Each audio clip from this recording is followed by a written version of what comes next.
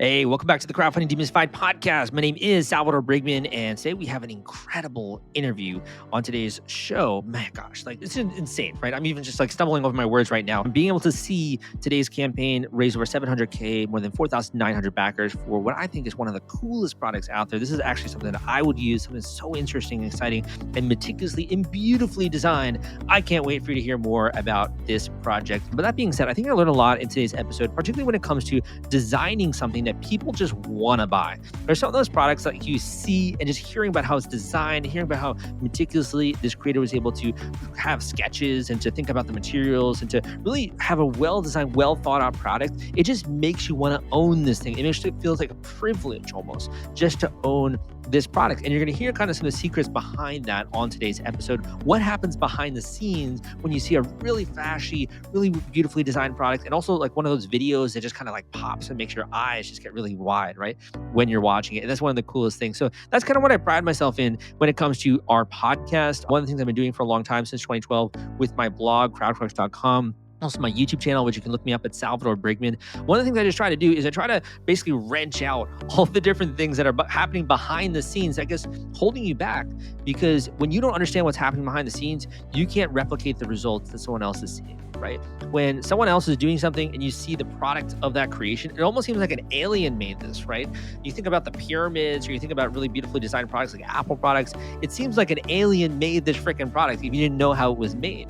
It's almost like this super cool, supercharged intelligence or technology, when really it's just a bunch of people who have been thinking about this one problem, this one solution for a really long time, and have gone through iteration after iteration after iteration, and finally something pops out, almost as though it's like being birthed right through the womb. It pops out and you see it, and it's almost like, wow, like that just is so well thought out, so well designed. I could never pull that off. And that's where I want to stop you. Because the second that you say like, I could never do something, that you're putting a glass ceiling of belief on top of you. When you say that I can't do something, what you really should be saying is, I don't understand how that was done.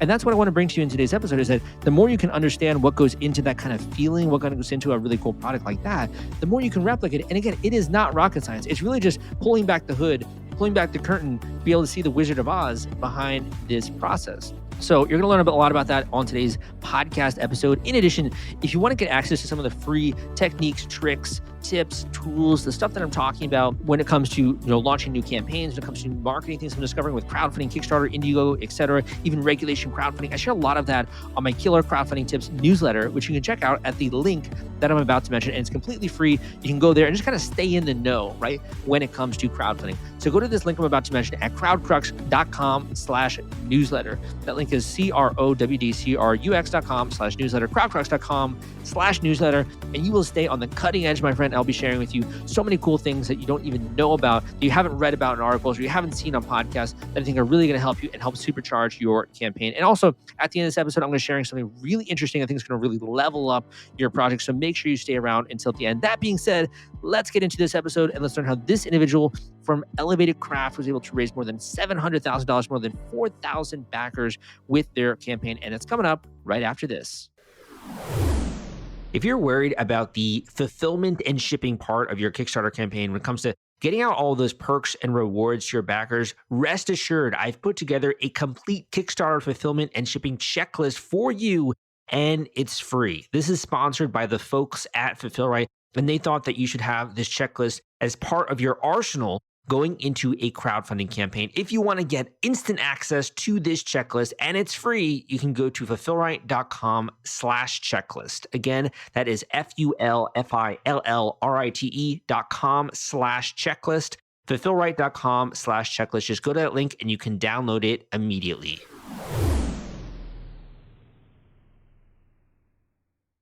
Hey guys, welcome back to the Crowdfunding Demystified podcast. And we have a crowdfunding success on the show, having attracted more than 700,000 and more than 4,000 backers, as well as having launched another mega Kickstarter campaign. Today's product is so beautiful, so elegant, so incredibly designed. And we are lucky enough to have the creator here on the show to talk about this. Adam, welcome to the podcast. Appreciate it. Thanks for having me. Definitely, man. Do you think you can get started just kind of introducing yourself to the audience and a little bit of your history there with crowdfunding and Kickstarter? Sure. Yeah, my name's Adam Kraft. I'm the founder of Elevated Craft and launched our first Kickstarter in October 2019 with the Elevated Craft Hybrid Cocktail Shaker. That campaign did around 472,000 on Kickstarter, and then picked up another 2.1 million on Indiegogo In Demand. To my surprise, there's a lot of supply chain reasons. We were basically on Indiegogo In Demand for a long time, but I can talk more about that later if you want. And then launched our second product is the hybrid cocktail glass, and that just ended on Kickstarter and did 735K. And yeah, that's kind of thing. I've been a student of crowdfunding for a long time. My background is product design. When I graduated college, Kickstarter wasn't a thing yet, and so basically, whenever it came about in my professional career, I was already involved in professional life, and I didn't have time to break away from my day job to launch a Kickstarter. But I'd always thought, like, man, if I was back in school, I would just do every school project on Kickstarter. So Yeah, it took yeah. me a long time, like 10 years following Kickstarter, and actually listening to your podcast and a lot of other resources to really educate myself about it before doing that first launch. And then the second launch was kind of a rinse and repeat. That is so cool. When it comes to this, how did that first campaign really change your life? Well, I when I launched the campaign, I had a product design and engineering consultancy with a business partner, and I had that for a couple years, and we kind of got to the point where we were doing tons and tons of different products, so I had exposure to lots of different things. I wasn't particularly happy doing that. I mean, I was working on lots of products, so that was good, but if you're in the consulting side of things, you kind of take whatever projects you can get. So I wasn't particularly passionate about 99% of the products that came my way. So launching the Kickstarter made it where it literally kickstarted Elevated Craft. I know it's kind of funny to say that, but there's no doubt about it. It's that it provided that foundation that turned it into a real business. And when that happened, what was kind of the reaction of people in your life, seeing you do this project and getting a bunch of people involved with it? What was the reaction like to that? Well, I launched the product, the first Kickstarter, when my kids were 6-month-old baby twins. So I had twins. So basically, I came up with the idea for Elevated Craft and the cocktail shaker long before my wife was pregnant, and then found out she was pregnant. I was pretty deep in the development of the shaker. I had been fortunate enough to had gone to China a couple times on other projects that I was working on for my other consultancy. So I piggybacked some trips to factories. So I was really really involved in this development of the shaker. And then my wife gets pregnant. And it's like, oh man, I need to launch this because I actually wanted to launch it because I wanted to have a side hustle to make some more money to help pay for the babies. I mean, that was the real Mm, the real deal. motivating, motivating. Yeah, Yeah, I was passionate about it, but I was also like, "Holy cow, this is gonna be so expensive. I need some, like, extra money." And yeah. my thought was that I didn't necessarily think I would launch it on Kickstarter right away. I thought I might just put it on Amazon and just get some, like, Amazon money, so to speak, especially back then, it seemed easier. But then I got into the design and came up with enough cool factor to it that it was like, "Okay, this is Kickstarterable." And maybe, we can talk about that later, but that was sort of the thing. I had the aha moment of like, all right, I can kickstart this. Yeah, I mean, that is so interesting. And what you say there, I don't know if you identify as a entrepreneur, but that I've said so many people say that. Like once they have kids, it's just like another level of motivation that you've never really had before. So it's really Yeah, interesting you say that. yeah, it was an intense period in my life. That's to say the least. There's a lot going on. So for you, I mean, I'm sure you have so many different ideas. Like, what made you really settle on this product? Like, why was this the diamond in the rough? Aside from the fact that it has, elevated crafts the same as your last name, which maybe is just destined, right? Yeah, that's But helpful. really, what made you kind of settle on this one? There's a little bit of serendipity that goes into it. So I was designing some vacuum insulated water bottles for somebody that had an Amazon brand, and he was transitioning factories, so he needed the CAD for these vacuum insulated water bottles. So I went and reverse engineered them and did that. So I got my feet wet in learning about the engineering behind the vacuum insulated products. So that helped.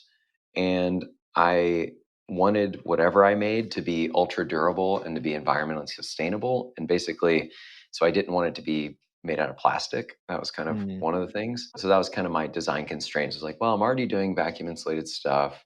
I didn't really want to do a water bottle. It seemed like that would be really hard to compete. mhm. And then in the cocktail space, something I was interested in, but then there wasn't really a great cocktail shaker that was vacuum insulated. Mhm. And then from there, it was just taking it down the design path of reading thousands of reviews on Amazon and doing tons and tons of prototyping. And even though, I thought my superpower was that I was a product designer and that would just make it, super quick, it literally took me 18 months to design the Mm. original shaker. Granted, I did have kids coming out and there was lots of life stuff going on, but it still took a really long time before it was like Kickstarterable or Yeah, yeah. worthy of investing my whole life into. When you get to that point where, this kind of blew up, right? You had over 6,000 people, 6,600 people with this first campaign. What kind of happened next? Were you just in awe? Was this something that you had felt like you had planned? What kind of happened after this project? I know you had to fulfill a lot of these orders. What did that kind of look like? 'Cause we don't want to talk too much about what happens after the campaign. Right. Yeah. So during the campaign, I had put so much effort into that first campaign that I had no question it would be successful. And I don't want to sound like arrogant about that, but it was just that like I had certain milestones. And at the time, Facebook marketing was doing really well. And one of my milestones was like, okay, I saw that GelUp was the marketing arm behind a lot of campaigns. And I was like, well, if I can get an intro to GelUp and they accept my project, which at the time they made it seem like it was hard to work with them, I thought like, well, at least I'll have my Facebook ads worked out because I didn't have any background in ads or anything like that. So that was kind of one milestone. I knew that if I built the campaign and I followed some of the best practices of other campaigns, then it was like, okay, then that would be fine. And having the product samples and all that sort of stuff, I made sure that nothing about it, I wasn't selling anything that I didn't fully have Leaf sort in. of all I wasn't juggling all the balls, right? So it's like I had the sample, I had Yeah. the factory in place, I had the agreement signed with the factories and all that sort of stuff. I couldn't have predicted COVID. So, Mhm. that was an interesting part. I launched in October 2019. I was hoping to deliver, I think, in like May or I don't know, March or something. I forgot when it was, but basically COVID started coming on and it was like, oh, okay. And we in the US we weren't even talking about it, Yeah, but yeah, yeah. China started to slow down. So just to kind of wrap up that conversation about the Indiegogo in demand, it was that I put it on in demand, and my research showed that I was like, yeah, maybe you can raise another like 10 or 20% on in demand. Well, that was really the point that my product started taking off because shutdowns started happening, and so I was on in demand for all of 2020. So Mm. I got my chops into crowdfunding and the communities deep because I was on there for a full year. But what I would do is I would get a container in and I would ship them all out, and then by the time the next container arrived, I would have another like 10,000 units of pre-orders, and then I would ship those out. So I just kind of Yeah, yeah, yeah. It was like your online store. it was my online store, yeah, and it still had all the mechanisms of crowdfunding, so still had the thing where, people could comment publicly and you can't delete it, so you have to know what you're saying, like, yeah, everything about it is very public. So I felt like that was my master class of, like, public communication and being ultra authentic to the crowdfunding community and Mhm. ultra honest, and the big takeaway I had from that first campaign was basically you have to be very careful of how you say stuff and when you say it, and that if you keep your backers behind you, then you can build a company around that kind of fan base, and that's what we've done. And so, you know, you could look at a lot of campaigns and they do a really big campaign to start, and then all of a sudden in the comments it just goes like negative, Berserk. negative, negative. Yeah. Everybody starts piling on. It's like this is a scam and everything else. And so I'm so thankful that, I think part of it was the messaging I had for all of 2020 was we're all in this together. Trust that you're going to get the product. And then anytime I got product, I immediately shipped it to the backers. So there was this validation loop that, some people had the product. Mhm. And so then it kind of created this ball as well because a lot of people had the product and a lot of people wanted the product. And so they could start to see, you know, images online or UGC, and so it kept this kind of thing going. So that's where we, in the first year did that extra like 2.1 million on Indiegogo in demand, and I will say if I was able to have launched straight on Shopify, we probably would have done a lot more sales because the crowdfunding platforms aren't exactly optimized to. Capture every lead and all that, You go to checkout and it says like you may not get this product. Like it's Yeah, it's not a very little user clunky. like Yeah, it's not encouraging the person like buy now kind of thing.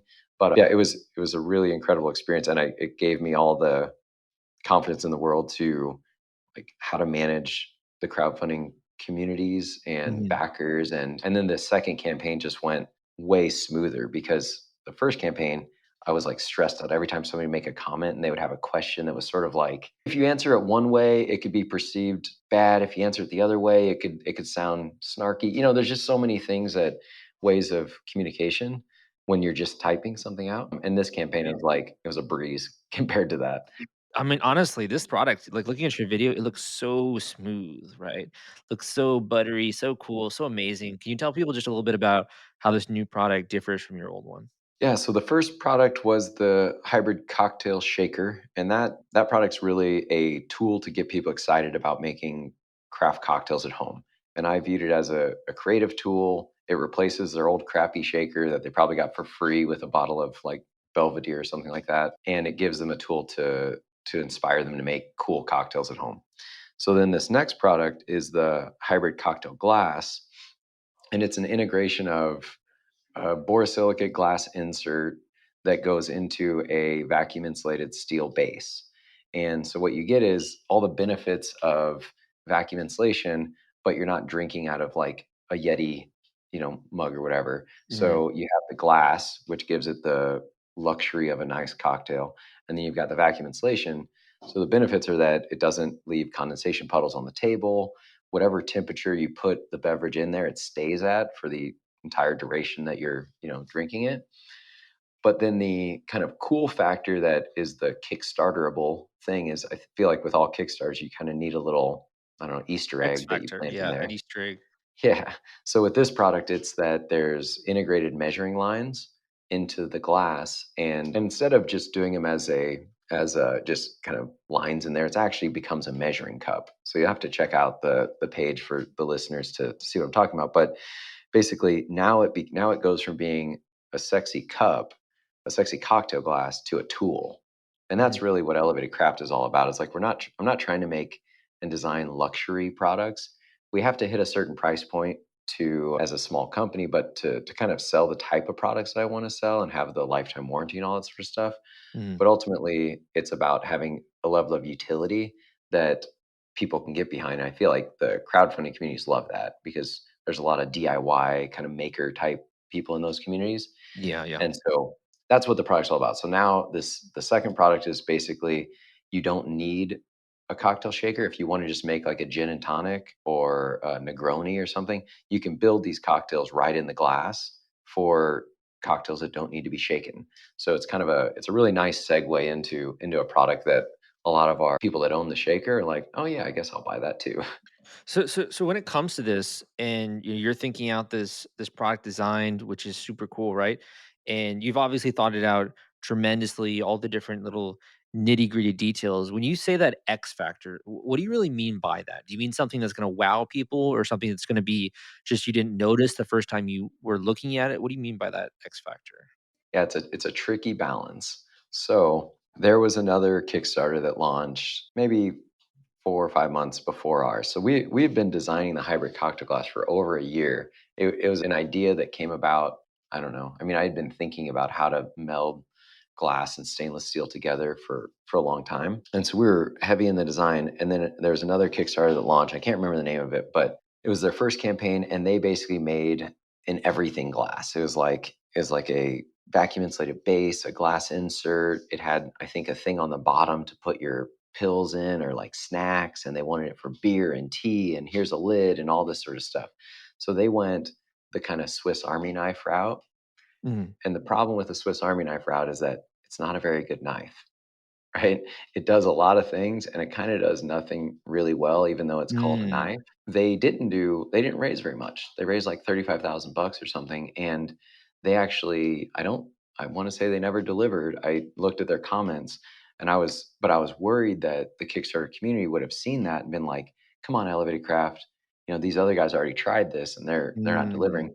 But what resonated is like, I only want to deliver the essentials that make an awesome product with a little bit extra. And I don't want it to be a Swiss Army knife.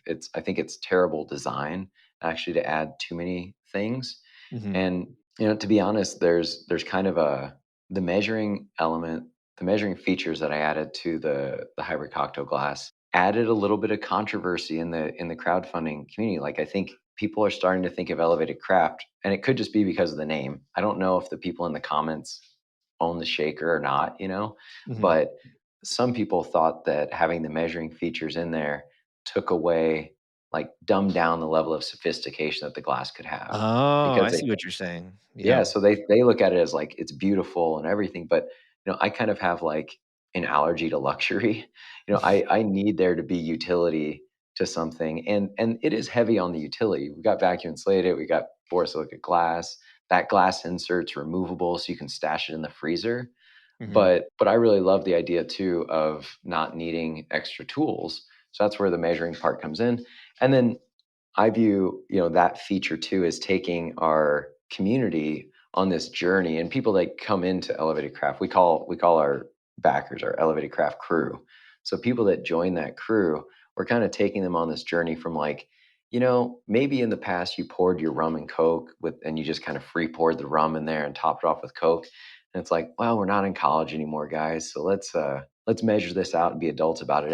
And that's it doesn't matter if they make a double or a triple or whatever. But in my mind, when it comes to responsibly drinking alcohol, you at Mhm. least need to know how much you poured. Like it's kind of Yeah, the yeah. baseline of it. It affects the taste too, the taste of what you're Yeah, making, if you're making a cocktail or even just, in terms of what you're ingesting, right? It affects the yeah, taste.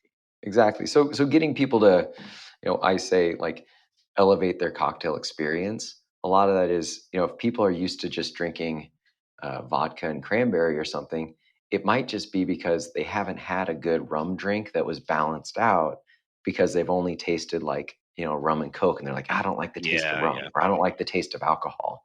And, so I'm trying to take them on this journey so that everybody can kind of be, if you're going to have cocktails, you can have a good cocktail and you can also kind of become a cocktail explorer. This Mhm. is like a huge category for a hobby of that So people really got behind during COVID. in talking about that, I mean, there's so many different functions and benefits to this product. I want to talk a little bit about creative, right? Because that seems like something you've done very well and been very intentional about. When you're having those discussions of like, how do we show this to people? Are you thinking like we got to get these kinds of photos, these kinds of videos, these kinds of gifts? How are you thinking about getting creative for that? Yeah, so the hardest part about the hybrid cocktail glass actually was coming up with the script and the way to market it because like with the shaker there was an aha moment where I came up with this with the pitch of like your cocktail shaker sucks. And it was just to talk directly to the camera and it wasn't me. We had a friend of mine do the video, but it was to tell people that it's like the cocktail shaker that you have at home probably sucks and it probably leaks and there's, here's a handful of things that are probably wrong with it, but we solved those. Well, what we couldn't do with the hybrid cocktail glass is say, your glassware sucks, throw it all out. Like that wasn't people love their glassware. People go Mhm. to Crate and Barrel and buy all these glasses, or they have like their grandmother's heirloom crystal, or whatever. So really had to do a different type of pitch, and it was at that point, we went through all the different what ended up being kind of like gimmicky things like you open a cabinet and all the glasses fall out and we had this idea for this pitch around like we've all started hoarding glasses so get it down to just the good ones, so it Mm, was like the next great glass you have or something like that. But at the end of the day it came down to selling the features and benefits and presenting it in a very branded way, so in an elevated way, and that's what we had to do. But it was a lot of debate and a lot of script writing and different ways of thinking about it. It's like, can we do comedy in this? Like, well, no, not really. We don't need to do comedy, so let's not do comedy. It was yeah, difficult yeah. though. So it was a lot of brainstorming. I assume also like even the textures. Like I love the way they have like the wood and how that's paired with the actual glass, right? You have the wood table and how you have like Yeah, marble and these different sections. There's obviously great voiceover, right? All these different elements really come together very nicely. So it sounds like it was just a lot of talking, a lot of thinking it through, a lot of revision, those kinds of yeah. activities. Yeah, I think the something that was fortunate is I this in 2021 we built out our design studio in Old Town Scottsdale, and I'm from Arizona, so that's in Arizona. So we took a long time building out this studio with a lot of intention, thinking, we don't need much office space. We're still a tiny team, but I wanted to have a bar in here. I wanted to have a kitchen. I wanted to have a place that we could film Hang out. content. Yeah. And it was all kind of with this idea, like we're gonna do another Kickstarter. So let's just make this look really cool. So all the elements that you see in there, aside from the kitchen scene, we're done all at our studio. So the wood is already here. That's actually the bar that we have here in the studio. And all of those shots were done at the studio here. Interesting, interesting. Yeah, that's super good forward thinking for sure. One of the other things I want to talk about is actually a marketing tactic that you've been doing, which is a little bit new, right? Which is this idea of incorporating SMS into your marketing, which is a big hot topic right now. Do you think you could Mhm. just kind of shed some light on what you were doing there? Yeah, so this was interesting, and I can't say that we're pros at this at all. The one of our We don't send out many emails or do SMSs on a regular basis or anything, but we do have this really great private Facebook group called the Elevated Craft Crew, and that started at the beginning of the last Kickstarter, and that was just another place to have a conversation, and it's kind of grown over the past couple years pretty organically. I don't push it too hard. I want people that go on there to, own our products and whatnot. But so we have about 8,500 people in that group. And so what I did was I knew text messaging would have the highest open rate. And I wanted to see like who our kind of VIPs were, so to speak, or people that were really passionate about the brand. And so I just did a landing page with an opt in for SMS and put it on the crew page. I think we might have emailed it. I think it was just on the crew page, but we might have emailed it out too. But we got, I think, around 1,800 people opted in for the SMS and the crazy part about that was I was really on that landing page. I was debating between, do we even show the product? Are we trying to do like the Apple, like the big reveal where it's Hmm. like, come to this thing and then we'll show you the product? Or do I just tell them what it is and show them all the stuff? I got some advice from different founders and different people that have done Kickstarter, and it was very split. And I had to end up going with my gut, and I want it to be transparent. And so I showed them, I literally rebuilt the entire Kickstarter minus the rewards on a landing page with the opt in and big, I did a big opt in on the top of the page and a big opt in on the bottom of the page. It said, like, be the first to find out the early bird pricing. And the only Hmm. thing I didn't tell them was the pricing. Mm.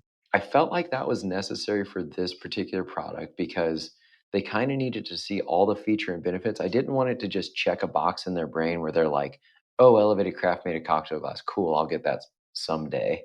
I wanted to Yeah. tell the entire feature benefit story, and I felt like we kind of had to do that with not only the video but also all of the assets.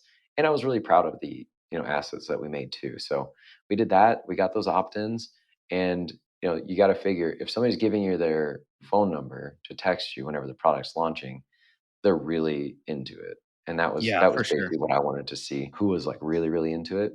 And that helped day one. So you were basically rebuilt the entire Kickstarter. So this is like a very long landing page that you put together, right? Yeah. The benefit is with Kickstarter, almost everything. So all the page is made up of a bunch of GIFs and a bunch of static images. And so and even like the text is often just static images. So I was able to kind of like just plug those in. Yeah, yeah. The weird part about it is I use Klaviyo as our to build the entire thing. Like I had the hardest time trying to use we're on Shopify. So I was trying to use Shopify as the landing page Not builder. yet. It's super clunky. Yeah, yeah. Yeah, yeah, it was very difficult. I wasn't using a third-party app. I also was kind of like a lot of this stuff was happening last minute. So I used Klaviyo's backend and I built it all as like a single giant form. Well, technically it was like three forms. There was one form was the SMS opt-in, and then the middle form was like the entire Kickstarter page. And I had way more. It was basically like editing a Kickstarter at that point. So I was able to copy and paste stuff in and all this sort of stuff. And then the bottom form was just another email, another SMS opt-in. So the entire page was just like a piece of code that was a Klaviyo code that went into the site, and that worked. I think a lot of people that are listening might not realize the power of the email opt-in versus the text message open rate, right? Do you have any thoughts on like how many people are opening text messages? Like, could we just throw out like a ballpark, like 80%, at least 75, 99 in some cases? What do you Yeah, think I about mean, that? yeah, I mean, who doesn't open a text message is more the question. It's then about like, do you get the click and does it convert? And off the top of my head, I don't have the exact numbers of what converted. It was high though. I mean, it was if let's put it this way. We did the first like $350,000 in sales in the first 2 days, I think. And I guess we could pull up kick tracks or something and validate that. But that was done through a text message and an email. Mm. So, and like we didn't do any, like the paid ads were not turned on at that point.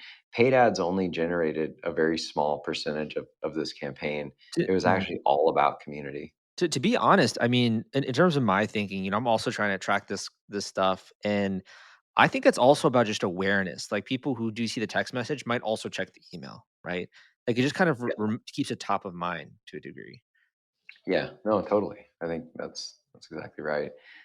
That's so cool, man. I love this. You're sharing new tactics and new tools that are going to help a tremendous number of people out there get their projects funded and bring new creations into the world. So this has been awesome. Do you have any final things you'd like to share with the audience when it comes to what worked for you, what you'd like to pass on to other creators? Yeah, I think a couple things. One is when you're looking to make a new Kickstarter, find 3 or 4 Kickstarters that launched within, say, the past 2 years that are in kind of your category that did pretty well, and look at their page layout and don't try to reinvent the wheel. Like, actually just make you can't make the exact graphics, but as you look at, like, the flow of it and all that sort of stuff, you don't have to reinvent the way people, perceive the page. So, I did that again with this I did it with the shaker, and then I did it with the new product, and it's super helpful just to have some framework. The next is if you're looking for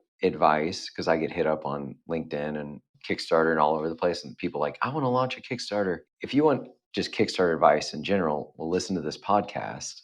But Oh, whenever you're thank you, reaching man. out to yeah, when you're reaching out to somebody, you kind of have to have like your Kickstarter draft page made to get any valuable feedback. And so you have to sort of to get feedback from somebody like myself. Like, I can't really give you valuable feedback until you have gone that far, and it shows that you're committed to launching the product anyway. And at that point, there's so much that goes into like the little tweaks, pricing, reward tiers, and all that sort of stuff.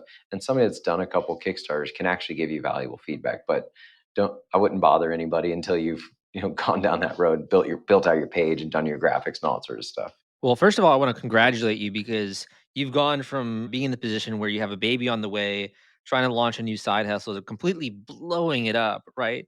Launching an entire new brand, coming out with new products. I'm sure your kids are super proud when it comes to that. And they can also hold your products in their hand eventually, right? when they Right. get to that age. So that's awesome, man. Congratulations on your success. Also, thank you for sharing a lot of these tips with the listeners. The final question I have for you is, and we can end on this note, it could either be a word of encouragement for someone who maybe is going through those difficult times the way that you were in the beginning, early days. It could be a final bit of inspiration. It could be a tip. And also, where can people go to learn more as well about your campaigns that are coming out? Final tip. If you want to launch a Kickstarter, I think do a lot of research and build out what's the playbook that you think you can execute on. So don't try to do everybody's playbook, but really do enough research that you understand at least what the playbooks are. Figure out your plan and just execute on it as best as you can. You don't have to make a super polished video necessarily. There's no one way of doing it. There's just a lot of different options that you can do. And so make the video that you can execute on really well. Make the product that you can do really well. Make sure you can personally deliver on it, because at the end of the day, the backers want to see that a person is behind this and not some big corporation, or not, basically you have to be like ultra responsible for it. So make Mhm. sure that everything you're doing is something you can do. And that may mean that a successful campaign for you is raising 35,000 bucks or 50,000 bucks or something like that. So just make sure that you're setting that goal at a place that you can execute on it. And if you raise like whatever, $1 million, there's actually consequences to that too, because you have to deliver on all those goods. So it's not necessarily like you just get rich because you made raised $1 million. Yeah. So I think that's a pretty important thing to know about launching any kind of startup. Yeah, for sure. And it's like a high quality problem to have, basically. Awesome, man. Where can people go to learn more about your website? Where can they learn more about what you're doing and some of the cool products you have coming out? Yeah, so definitely check out elevatedcraft.com is the place where you can see the shaker. And then on social media at Elevated Craft, we managed to have that everywhere. And if you want to see kind of what the community is all about that we've developed, the private Facebook group is the Elevated Craft Crew. And if you type that in, it'll come up. It's a private Facebook group, so just opt in and then I'll accept you. And that's basically the only place on the internet that I hang out and have conversations with other cocktail geeks. But our Instagram is also pretty inspirational. So check us out on at Elevated Craft on Instagram also. Love it. Thank you so much for coming on, sharing all those valuable tips, and good luck with the next product that you come out with and your future launches. Yeah, thanks for having me.